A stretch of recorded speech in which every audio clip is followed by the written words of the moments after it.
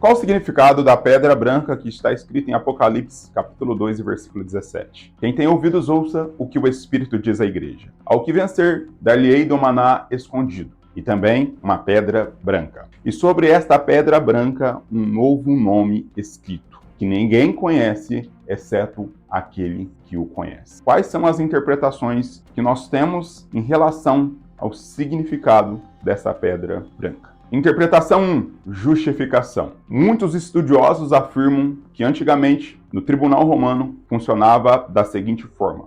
Uma pessoa se apresentava para ser julgada, então o júri dava o seu voto, ou com uma pedra branca ou com uma pedra preta.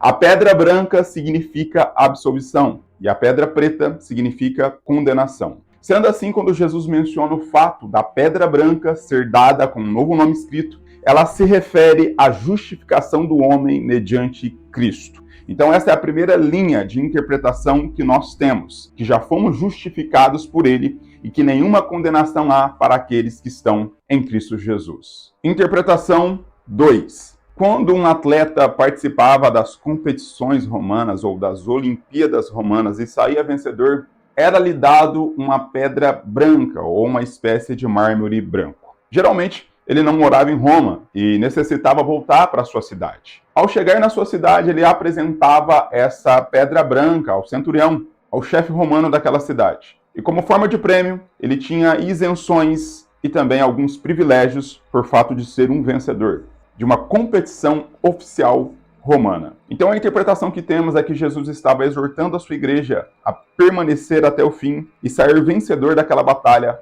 para que pudesse alcançar o prêmio maior, que é a nossa salvação. E embora a salvação seja pela graça e não pelas obras, nós devemos permanecer fiéis até o fim. E isso exige luta, exige vigilância, exige esforço. Interpretação de número 3. Todas as vezes que um aristocrata ou alguém muito rico do Império Romano ia organizar uma festa ou fazer uma festa, ele enviava uma pedrinha branca aos seus convidados. Na porta da sua mansão, geralmente tinha um porteiro, e o convidado apresentava essa pedrinha branca como uma espécie de convite. E só acessava a casa desse homem rico, desse aristocrata, quem possuía a pedra branca. Ela era uma espécie de passagem, um convite de passagem, autorização de entrada. A interpretação que temos é que Jesus nos fez um convite para que possamos acessar suas mansões celestiais. E só entrará nessas mansões celestiais aquele que tem a pedra branca com um novo nome escrito.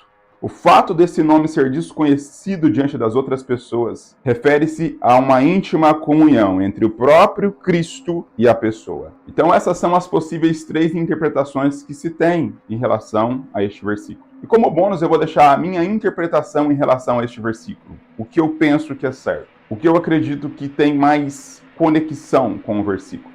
Eu ficaria com a interpretação de número 2. Pois se lermos o contexto, vamos entender que a igreja de Pérgamo estava atravessando por lutas e batalhas espirituais. O trono de Satanás estava na cidade de Pérgamo.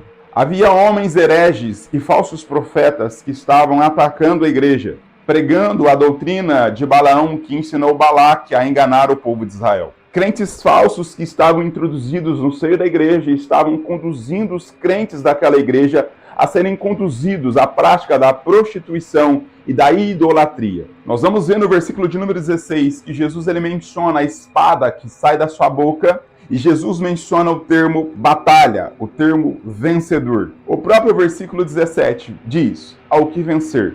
O contexto traz alusão a uma batalha, a uma guerra que estava sendo exercida de esforço por parte daquela igreja. Então nós associamos a promessa para aquele que sai vencedor.